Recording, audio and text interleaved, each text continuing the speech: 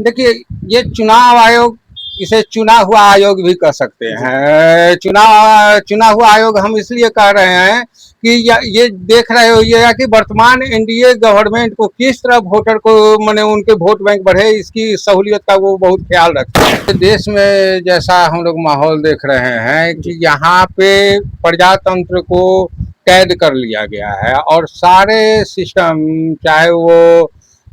CBI हो, ED हो या चुनाव आयोग हो, इन सभी को हैक करके और मतलब प्रजातंत्र को ये लोग खत्म करने पर भिड़े हुए हैं। चुनाव आयोग का ये जन्म प्रमाण पत्र को लेकर नया नियम निकला है और इसी क्रम में जो विधानसभा चुनाव है इस पे हम थोड़ा सा चर्चा करेंगे कि जो नेता है वो अभी से ही अपना नए नए जो पार्टी तैयार की है वो भी लगे हुए हैं, जो लंबे समय से राजनीति करते आए हैं वो भी लगे हुए हैं। उसको देखते हुए क्षेत्र में क्या लग रहा है, किसकी सरकार और किसकी पार्टी किसको टिकट मिलने जा रहा है इस बार? देखिए, अभी तो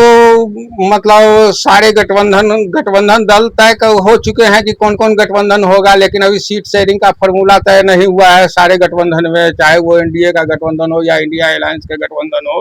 और जब तक ये निर्णय नहीं हो जाता है तब तक तो और दावेदारी जहां तक नेताओं की है तो हर एक कार्यकर्ता का हक है कि वो दावेदारी करे, क्योंकि कोई भी कार्यकर्ता अपने क्षेत्र में काम करता है तो उसको आशा रहता है कि हम अपने पब्लिक के लिए लड़े, और पब्लिक के लिए लड़ने के लिए उसको पावर चाहिए और वो पावर उसको वहां से मिलेगी। देश में जैसा हम लोग माहौल देख रहे हैं कि यहाँ पे प्रजातंत्र को कैद कर लिया गया है और सारे सिस्टम, चाहे वो सीबीआई हो, ईडी हो या चुनाव आयोग हो, इन सभी को हैक करके और मतलब प्रजातंत्र को ये लोग खत्म करने पर भिड़े हुए हैं। लेकिन अभी हमारी जो राजनीतिक दल है वो जन जागरूकता फैला करके जनताओं में मतलब उसको हक के बारे में जानकारी दे करके कि जनता खुद अपनी आवाज निकाले, और इसके लिए हम लोग मैदान में हैं और इसके लिए बहुत पूरी कोशिश कर रहे हैं। जैसे कि अभी चुनाव आयोग ने एक बिहार में नियम लाया कि मतलब कोई भी वोटर को जन्म प्रमाण पत्र देना होगा, वो भी 1 महीने के अंदर देना होगा, जो कि हम लोग देखे हैं कि अभी हाल में बिहार सरकार ने जनगणना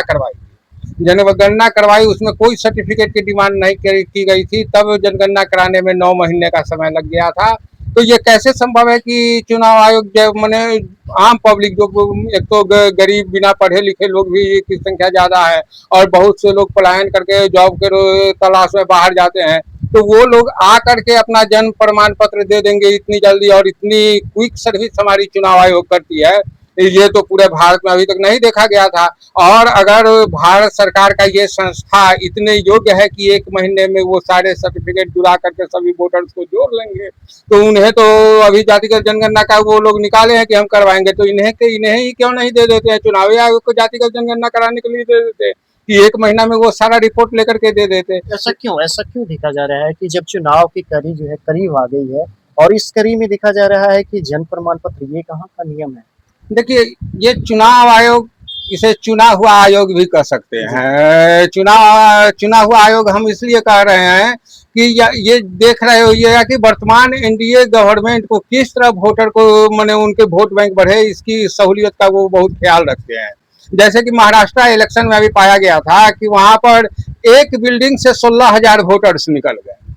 एक मकान से 16,000 वोटर, एक ही मकान नंबर से 16,000 वोटर आ गए। आप अनुमान लगा सकते हैं कि भारत के किसी एक मकान में 16,000 आदमी रहते होंगे, और वहां से 16,000 वोटर निकल गया। और इसी पे हमारे नेता जननायक राहुल गांधी जी इस पे सवाल किए हैं, तो ये लोग बौखला करके अभी मैंने जो सो नियम बना रहे। और अभी एक तो नियम बनाए हैं कि अब चुनाव आयोग जो ईवीएम का या उसका जो वीवीपैट का जो रिजल्ट आता है उसे 4 महीने में ही नष्ट कर देंगे। इतनी हड़बड़ी क्यों है? जब भी अगर मान लीजिए कि कोई भी कैंडिडेट चुनाव आयोग पर आरोप लगाता है कि हमारे साथ धांधली किया गया है, तो हमारे देश की अदालत कितनी तेज है कि वहां पर फैसला होने में 5-5 साल हो जाता है। पिछला चुनाव में जो सकरा विधानसभा के धांधली पर आरोप लगा था, तो उसका अभी तक कोई अदालत सुनवाई नहीं कर पाई है। तो क्या 4 महीने के अंदर जब वो सबूत नष्ट कर लेंगे उसके बाद अदालत फैसला सुनाएगी, और उससे क्या अदालत सही निर्णय पर पहुंच जाएगी? इससे हम कह सकते हैं ये चुनाव आयोग तो चुना हुआ आयोग है।